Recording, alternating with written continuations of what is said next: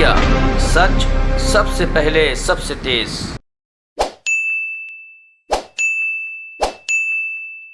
लोगों का बहुत धन्यवाद। आज आप यहां उपस्थित हुए हैं इस महत्वपूर्ण प्रेस वार्ता के लिए। बंधुगण, आज सुबह से ही टीवी चैनलों पे एक महत्वपूर्ण विषय चल रहा है, क्लब हाउस। जिस क्लब हाउस में दिग्विजय सिंह, जो कांग्रेस पार्टी के दिग्गज नेता हैं, वो किस प्रकार से बाहर भारत के खिलाफ जहर उगल रहे हैं और किस प्रकार पाकिस्तान के साथ हां में हां मिला रहे हैं, वो हम सब ने आज टीवी चैनलों के माध्यम से सुबह से देखा हुआ है। कोई नई बात नहीं है। ये वही दिग्विजय सिंह हैं जिन्होंने पुलवामा हमले को एक दुर्घटना मात्र बता दिया था। आतंकवादी घटना बताने से भी वो कतरा रहे थे। ये वही दिग्विजय सिंह है जिन्होंने कहा था 26/11 तो आरएसएस की साजिश है, और किस प्रकार से उस समय पाकिस्तान को क्लीन चिट देने का प्रयास किया था। तो दिग्विजय सिंह जी का यह कहना कोई नई बात नहीं है कि बंधुगण, मगर एक सीरियसनेस के साथ हम ये कहना चाहते हैं कि ये कोई वन रैंडम स्टेटमेंट, ये किसी एक कांग्रेस के व्यक्ति का पर्सनल विचार हो, निजी विचार हो या व्यक्तिगत विचार हो, ऐसा नहीं है। कुछ दिनों पहले हमने एक टूल किट के विषय में भी जिक्र किया था। ये सारा जो आप देख रहे हैं, ये सारा उस टूल किट का हिस्सा है। All this is part of the tool kit of Congress party. Bharat को किस प्रकार से अपदस्थ करना है, हिंदुस्तान के खिलाफ किस प्रकार से बोलना है, मोदी जी के खिलाफ किस प्रकार जहर उगलना है, भले उसके लिए पाकिस्तान, चीन इत्यादि से समर्थन क्यों ना लेना पड़े, यह सारा कुछ कांग्रेस के उस टूल किट का हिस्सा है, जिस टूल किट के विषय में भारतीय जनता पार्टी ने खुलासा भी किया था और हमारे तमाम बड़े नेताओं ने कांग्रेस का पर्दाफाश किया था।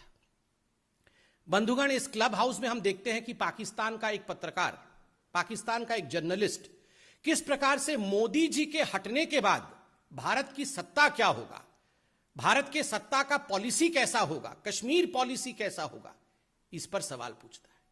आप खुद बताइए, आप में से यदि कोई उसमें मौजूद होता, आपसे यह सवाल पूछा जाता, तो स्वाभाविक है हम में से कोई भी व्यक्ति उस पत्रकार को कहता, अरे भाई, पत्रकारिता तो ठीक है, हमारे यहां सरकार कब परिवर्तित होगी, कैसे परिवर्तित होगी, इसमें आपको नाक घुसाने की आवश्यकता क्या है?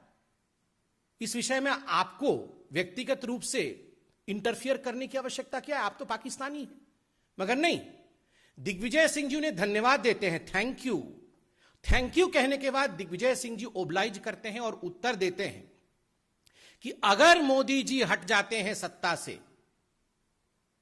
तो जो कश्मीर पॉलिसी होगी उसके अंतर्गत कांग्रेस की जो सरकार आएगी, वो आर्टिकल 370 को फिर से रिवोक कर देगी, अर्थात आर्टिकल 370 को, 370 को जम्मू कश्मीर में पुनः स्थापित करेगी। आप सोचिए जरा, ये दो चीजें दर्शाता है। एक तो कांग्रेस का पाकिस्तान के साथ सांठगांठ, कांग्रेस का पाकिस्तान के साथ खड़ा होना, दोनों के विचार एक जैसे हैं, कांग्रेस और पाकिस्तान के विचार एक जैसे। और दूसरा, आज कश्मीर में जिस प्रकार की शांति का वातावरण है, वहां जिस प्रकार से महिलाओं के अधिकार को लेकर कश्मीर आगे बढ़ा है, बच्चों की शिक्षा का अधिकार आगे बढ़ा है, ऐसे कई 100 हिंदुस्तान के लॉ है, कानून है, जो हिंदुस्तान में लागू होते थे और जम्मू कश्मीर में लागू नहीं होते थे, आज वो वहां लागू हो रहे हैं, वहां के लोगों का जीवन सुचारू रूप से आगे बढ़ रहा है। उसके खिलाफ भी कांग्रेस एक वातावरण तैयार करना चाहती है। बंधुगण, एक पैटर्न है, आप अगर डॉट्स को ज्वाइन करेंगे तो आप देखेंगे आज जो दिग्विजय सिंह जी ने कहा है, मुझे तो पूरा शक है कि ये पूरा का पूरा स्टेज मैनेज था। उस पत्रकार को दिग्विजय सिंह या कांग्रेस पार्टी के किसी बड़े नेता ने ही कहा होगा कि ये सवाल आप पूछना। ऐसा नहीं है कि उसने कोई रैंडम सवाल पूछ लिया, ये सब स्टेज मैनेज्ड होता है, ये टूल किट का हिस्सा है। कहा गया होगा ये सवाल पूछना और उसके बाद बताया गया होगा, क्योंकि एक बहुत बड़ा पैटर्न है। मैं एक एक करके वो पैटर्न आपको गिनाता हूं। आर्टिकल 370 पे डिस्कस कर रहे हैं मित्रों, आपको याद होगा, और मैं तो चैनलों से ये रिक्वेस्ट करूंगा, आप चतुर्थ स्तंभ हैं, आप उस बाइट को जरूर दिखाइएगा जब पार्लियामेंट में आदरणीय गृह मंत्री अमित शाह जी खड़े होकर आर्टिकल 370 के विषय में अपना वक्तव्य आरंभ ही करने वाले थे, तभी जो लीडर ऑफ ऑपोजिशन है कांग्रेस पार्टी की ओर से अधीर रंजन चौधरी, वो तुरंत खड़े हो जाते हैं, तत्क्षणात खड़े हो जाते हैं और खड़े होकर कहते हैं नहीं नहीं नहीं नहीं, ये चर्चा हम कैसे कर सकते हैं, ये तो बायलैटरल इशू है, ये आर्टिकल 370 तो द्विपक्षीय इशू है, इसमें भारत कैसे अपने आप डिस्कशन कर सकती है बिना पाकिस्तान के कंसेंट के। तो ये तो हिंदुस्तान के पार्लियामेंट के पटल पे किस प्रकार से कांग्रेस पार्टी का पर्दाफाश हुआ था, ये पूरे हिंदुस्तान ने देखा था। और तो और अधीर रंजन चौधरी जी के पीछे स्वयं श्रीमती सोनिया गांधी जी मौजूद थी, और ये सब कुछ सोनिया गांधी जी के उकसाने पर अधीर रंजन चौधरी ने कहा था कि how can article 370 be discussed unilaterally by the Indian parliament, it is a bilateral issue. ये पैटर्न उससे पहले से शुरू हुआ।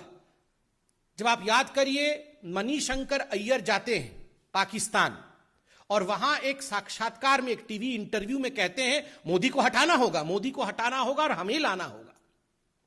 ये मोदी को हटाना होगा और कांग्रेस को लाना होगा, ये गुहार कोई आज से नहीं, जब से मोदी जी हिंदुस्तान के प्रधानमंत्री बने हैं तब से ये गुहार कांग्रेसी नेता, कांग्रेस के दिग्गज नेता पाकिस्तान से लगा रहे हैं।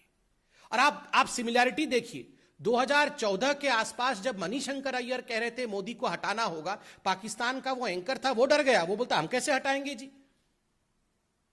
मतलब वो सोचा कि ये किस प्रकार का डिस्कशन हो रहा है, मगर मणिशंकर अय्यर अड़े रहे मोदी को हटाना होगा, आपकी मदद से हटाना होगा। और कल जो क्लब हाउस में हुआ है उसमें भी मोदी को हटाना होगा, मोदी के हटने के बाद का भारत कैसे होगा, ये चिंता पाकिस्तानियों और कांग्रेसियों के बीच में चल रही है।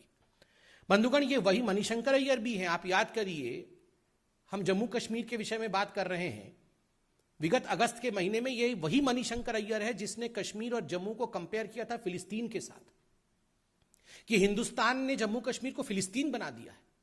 ये किस प्रकार का संदेश पूरे विश्व में भेजते हैं। और इन सबके सरगना, चाहे वो दिग्विजय सिंह हो, चाहे वो मणिशंकर अय्यर हो, ये सबके सरगना है आदरणीय राहुल गांधी जी। राहुल गांधी जी, आपको याद होगा, आर्टिकल 370 जब एब्रोगेट हुआ था, उसके बाद उन्होंने 25 अगस्त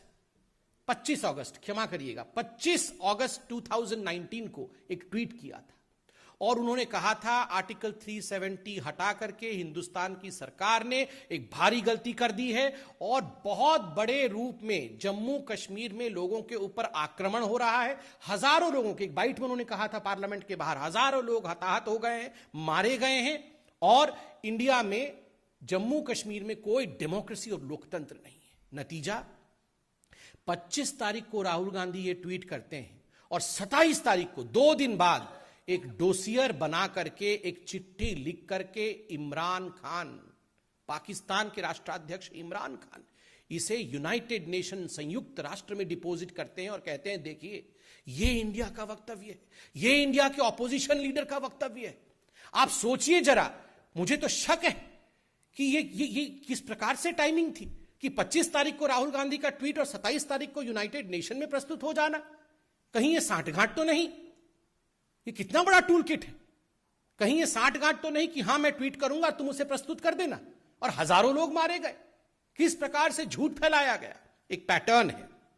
और तो और ये वही राहुल गांधी है जिन्होंने, जब हिंदुस्तान की जाबाज आर्मी ने जज्बा दिखाया था और एयर स्ट्राइक और सर्जिकल स्ट्राइक किया था, उस समय सर्जिकल स्ट्राइक को फर्जिकल बताने का काम और उसे खून की दलाली बताने का काम किया था। ये वही राहुल गांधी है। और राहुल जी, मैं तो सवाल आप ही से पूछूंगा, आपके पुराने ट्वीट्स निकाल के लाया हूं। ये एक ट्वीट है 13 तारीख का, 13 फरवरी 2020 का। उसमें उन्होंने कोरोना को लेकर राहुल गांधी जी ने एक ट्वीट किया था, आप देख सकते हैं, जिसमें जम्मू कश्मीर को पाकिस्तान का हिस्सा दिखाया था। राहुल गांधी जी, ये क्या हो रहा है? दिग्विजय सिंह जी आज पाकिस्तान के साथ खड़े हैं, मणिशंकर अय्यर खड़े हैं, आप ऐसा एक नक्शा भारत का ट्वीट करते हैं जिसमें जम्मू कश्मीर जो है वो पाकिस्तान का हिस्सा है। ये क्या हो क्या रहा है? देखिए, उसी पैटर्न के अंतर्गत शशि थरूर, आपको याद होगा, हिंदू पाकिस्तान में कोरोना का मैनेजमेंट इतना बढ़िया हो गया कि शशि थरूर जी को जलन हो रही थी, वो भी फर्स्ट वेव में। उन्होंने 18 अक्टूबर 2020 को पाकिस्तान को संबोधित करते हुए, ऐसे ही एक क्लब हाउस, उस समय क्लब हाउस नहीं खुला था, उस समय कुछ वेबसाइट, वेब चैट वगैरह था, उस वेब चैट में कह रहे थे कि मुझे तो जलन हो रही है, पाकिस्तान कितनी खूबसूरती के साथ कोरोना का मैनेजमेंट कर रहा है। ये सारे नेता, और आप इनसे पूछेगा तो बताएंगे ये तो व्यक्तिगत विचार है। ये व्यक्तिगत विचार नहीं है जी, ये सब टूल किट का हिस्सा है। बी हरिप्रसाद, इनके इतने बड़े नेता कर्नाटक से, और उन्होंने कहा पुलवामा का जो हमला हुआ वो मोदी जी और इमरान खान इन दोनों ने मिलकर सांठगांठ के साथ कराया है। और तो और ये जो कांग्रेसी है, इन्होंने जाके टर्की में किस प्रकार से एक ऑफिस खोला ये आपने देखा था, और वहां जाके यूसुफ खान को अपना अध्यक्ष बनाया था। टर्की में ऑफिस, यहां का तो ऑफिस का कोई अध्यक्ष है नहीं, वहां पर अध्यक्ष लगा के बैठाया हुआ था। ओसामा जी, हाफिज सईद जी, ये सब तो आप जानते ही हैं। मगर बंधुगण, ये सब सुनने के बाद, ये सब जानने के बाद एक बात तो स्पष्ट हो जाता है, ये हाफिज सईद जो कुख्यात आतंकवादी है, उसने ऐसे ही नहीं कहा था कि भारतवर्ष में एक अच्छी पार्टी है Congress party, I love Congress party. ये हाफिज सईद ने कहा था, आप सबने दिखाया था, वो वीडियो मौजूद है। ये ऐसे ही हाफिज सईद कांग्रेस पार्टी से प्यार नहीं करता है। और आज मैं एक निवेदन करता हूं, ये कांग्रेस पार्टी अपने नाम को बदले, INC को बदल करके ANC कर दे। ये अपने आप को INC कहती है, आज मैं कहता हूं ये अपने आप को ANC कहे, एंटी नेशनल क्लब हाउस। ये एक ऐसा क्लब हाउस है जिसमें सारे लोग मोदी जी से घृणा करते करते आज हिंदुस्तान से घृणा कर बैठे हैं। ये वही कांग्रेस पार्टी है जिसमें पी चिदम्बरम कह रहे थे कि आर्टिकल 370 इसलिए हटाया गया क्योंकि जम्मू कश्मीर जो है वो मुस्लिम बाहुल्य क्षेत्र है। तुष्टिकरण की पराकाष्ठा को आप देखिए बंधुगण, केवल इस पैटर्न में पाकिस्तान हो ऐसा नहीं है। इस टूल किट में चाइना पाकिस्तान एक्सेस भी था। इस टूल किट में 2008 में जो MOU साइन किया गया सोनिया जी और राहुल जी द्वारा, और काफी डोनेशन, करोड़ों में डोनेशन जो कांग्रेस के अकाउंट में चाइना से आया, ये सब यूं ही नहीं हुआ है। ये सब उसका हिस्सा है कि हम मिलकर किस प्रकार भारतवर्ष को नीचे दिखाएंगे। कश्मीर में आर्टिकल 370 पुनः स्थापित करने के लिए चीन, पाकिस्तान इत्यादि के साथ मिलकर काम करेंगे। ये 2008 में MOU का भी हिस्सा है। और आपको याद होगा डोकलाम का जब स्टैंड ऑफ हुआ था, पूरा ये गांधी का कुनबा, ये तथाकथित गांधी का कुनबा जो है, ये प्रियंका जी, राहुल जी, वाड्रा जी और भी सब जी, वो सारे के सारे चाइनीज टेंट के नीचे मिले थे। पहले तो मना कर रहे थे, बाद में जब फोटो आ गया और मीडिया ने फोटो चला दिया तब हाथ खड़े करके हाँ हम वहां थे। आप बताइए ये किस प्रकार की राजनीति कांग्रेस पार्टी कर रही है। आज भारतीय जनता पार्टी इस मंच से आज हम ये डिमांड करते हैं कि दिग्विजय सिंह जी ने पाकिस्तान के एक पत्रकार को जिस प्रकार से मोदी के हटने के बाद भारत कैसा होगा, उसमें हम आर्टिकल 370 को बहाल कर देंगे। इस पर सोनिया गांधी जो कि अभी कार्यकारी अध्यक्ष है, और राहुल गांधी जिनको भविष्य में वो अध्यक्ष बनाना चाहते हैं शायद कांग्रेस पार्टी, दोनों क्या सोचते हैं? क्या ये कांग्रेस का राय है या नहीं है? हम चाहते हैं इसमें राहुल जी एक प्रेस कॉन्फ्रेंस करके देश को संबोधित करें और इस सच्चाई को देश के सामने रखें। बहुत बहुत धन्यवाद। ये सवाल हो तो पूछें।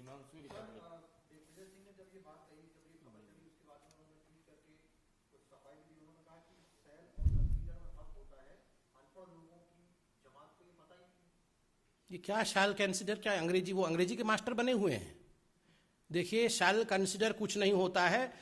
We all know that he is anti Indian. ये शैल कंसिडर, ये अंग्रेजी का क्लास ना खोलें, बिल्कुल स्पष्टता के साथ बताए उन्होंने ये क्यों कहा कि आर्टिकल 370 को वो बहाल करेंगे।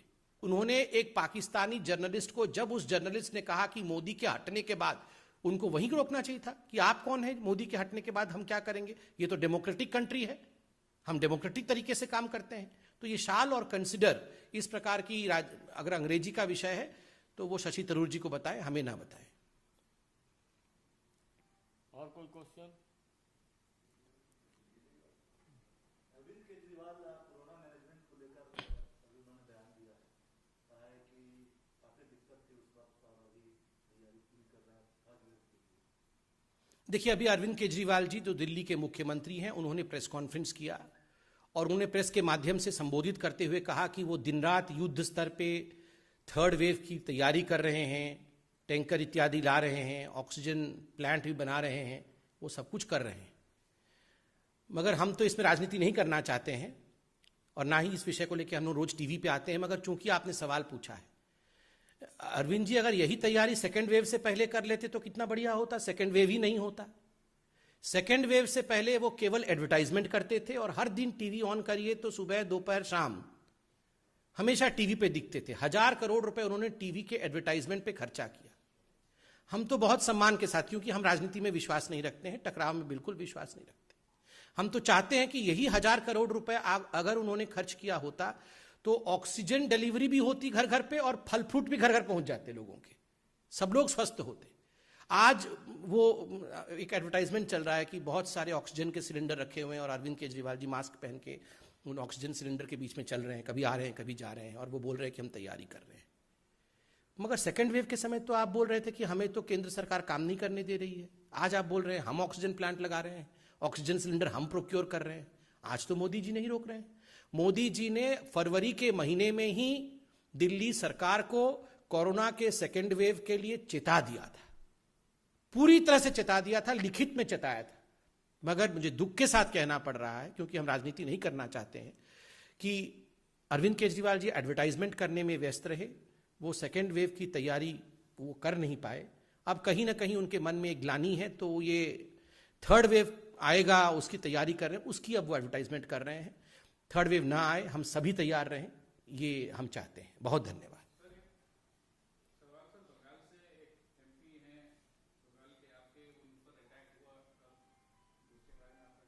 देखिए, जलपाईगुड़ी के हमारे सम्मानित एमपी राय साहब के ऊपर जिस प्रकार का हमला हुआ है और जिस प्रकार की विभत्स दृश्य हम टेलीविजन और सोशल मीडिया के माध्यम से उनके देख पा रहे हैं, हमारे नेता उनके संपर्क में हैं, वो और उनके परिवार सुरक्षित रहें, उसके कारण से पार्टी चिंतित भी है और पार्टी उसमें लगी हुई है। मगर दुख का विषय है, जो ममता बनर्जी ममत्व के विषय में कहती है, मां माटी मानुष के विषय में बात करती है, आज जो अमानवीय चरित्र टीएमसी का हम ग्राउंड में देख पा रहे हैं, जमीन पर देख पा रहे हैं, कार्यकर्ताओं की हत्या हो रही है, राजनीतिक वायलेंस हो रहा है, वो आज संपूर्ण हिंदुस्तान देख रहा है। बंगाल की जनता और हिंदुस्तान की जनता इसे क्षमा नहीं करेगी। हिंदुस्तान में किसी प्रकार के राजनीतिक हिंसा के लिए कोई स्थान नहीं है। धन्यवाद। उनके मन से कल कहा गया कोई भाजपा नहीं रहेगा। हाँ, उनके मन से भी बिल्कुल सही कह रहे हैं संजय जी। कल जब हम सब ने ममता बनर्जी जी को टीवी पे देखा, उन्होंने खुद ही कहा था कि आगे ऐसा समय आएगा कि कोई भाजपा रहेगा नहीं बंगाल में। तो वो तो चुनाव से पहले भी धमकी दे रही थी कि जिस दिन मेरा समय आएगा मैं तो छोड़ने वाली हूं नहीं, और आज फिर से कह रही हैं कि भाजपा रहेगा नहीं, मैं रहने दूंगी नहीं। बस हाथ जोड़ के इतना निवेदन है कि यह देश शांतिप्रिय देश है, इसमें लोगों की हत्या करना, आप सोचिए अगर सांसद के ऊपर इस प्रकार का हमला हो रहा है तो आम कार्यकर्ताओं के ऊपर जिस प्रकार की हमलाएं हो रही होंगी वो आप सोच सकते हैं। एक गवर्नर तक को छोड़ा नहीं जा रहा है, सांसद को छोड़ा नहीं जा रहा है, तो लोगों के ऊपर क्या हो रहा होगा। बहुत बहुत धन्यवाद। जी हिमांशु जी।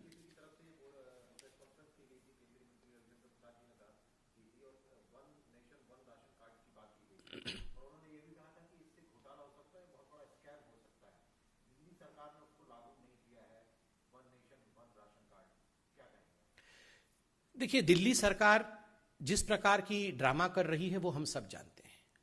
घर घर राशन पहुंचे, हर गरीब तक राशन पहुंचे, इसकी चिंता आज मैं धन्यवाद देते हुए कहूंगा कि नरेंद्र मोदी जी ने फर्स्ट वेव से ही किया और 80 करोड़ हिंदुस्तान की जनता को घर घर राशन पहुंच रहा है, उनको राशन मिल रहा है। अनाज के संबंध में लगभग 72 लाख ऐसे लोग हैं जिनको कि केंद्र की सरकार अपने राशन योजना के माध्यम से, पीडीएस के माध्यम से, फूड सिक्योरिटी के माध्यम से और गरीब कल्याण योजना के माध्यम से आज राशन दे रही है। देखिए, आपको समझना होगा, बिना राजनीति किए मैं आपको बता देता हूं, अरविंद केजरीवाल जी चाहते हैं कि मोदी जी जो दे रहे हैं राशन का किट, उसके ऊपर सिर्फ वो अपना गिफ्ट रैप अपने फोटो के साथ चढ़ा दे और बोले कि देखो मैं पहुंचा रहा हूं। ऐसे नहीं होता। अगर वाकई उनके दिल में दर्द है तो बिल्कुल सरकार ने, केंद्र सरकार ने कहा है कि आप राशन प्रोक्योर करिए, नोटिफाइड रेट में आप राशन प्रोक्योर करिए और अपने तरीके से बांटिए। और दो चीजें और कही है कि 1 नेशन 1 राशन कार्ड आप कैसे बांटेंगे। आज जो 12 लाख माइग्रेंट लेबरर्स दिल्ली में हैं, अगर 1 नेशन वन राशन कार्ड नहीं बनता है तो वो जब अपने पते को बदलता है, अपने एड्रेस को बदलता है, तो उसे राशन कैसे मिलेगा? ये सहूलियत उसे क्यों नहीं दी जा रही? आज भारतवर्ष में केवल 4 राज्य ऐसे हैं जो इसको फॉलो नहीं कर रहे हैं। और कल आपने देखा होगा one nation one ration card को लेकर ममता बनर्जी की टीएमसी की सरकार को सुप्रीम कोर्ट ने किस प्रकार से फटकार लगाया है और कहा है तुरंत आप one nation one ration card को लागू करिए। तो आप one nation one ration card लागू नहीं करते हैं, आप electronic point on sale machine PEPOS machine आपने चालू नहीं किया हुआ है। आप किसको डिलीवर करना चाहते हैं? किसको जाके राशन देना चाहते हैं? आप कहीं ना कहीं अपने लोगों को, जो आम आदमी पार्टी के कार्यकर्ता हैं, उनको डिस्ट्रीब्यूटर के रूप में आप सिस्टम में डालना चाहते हैं। आप चाहते हैं कि ये जो आपके कार्यकर्ता हैं वो बेनिफिटेड हो जाएं, उनको फायदा हो और उनको कुछ पैसा कमाने का मौका मिले। आप कहीं ना कहीं एक बिचौलिया पैदा कर रहे हैं और ये बिचौलिया सिस्टम कभी भी ठीक नहीं होता है। बहुत बहुत धन्यवाद।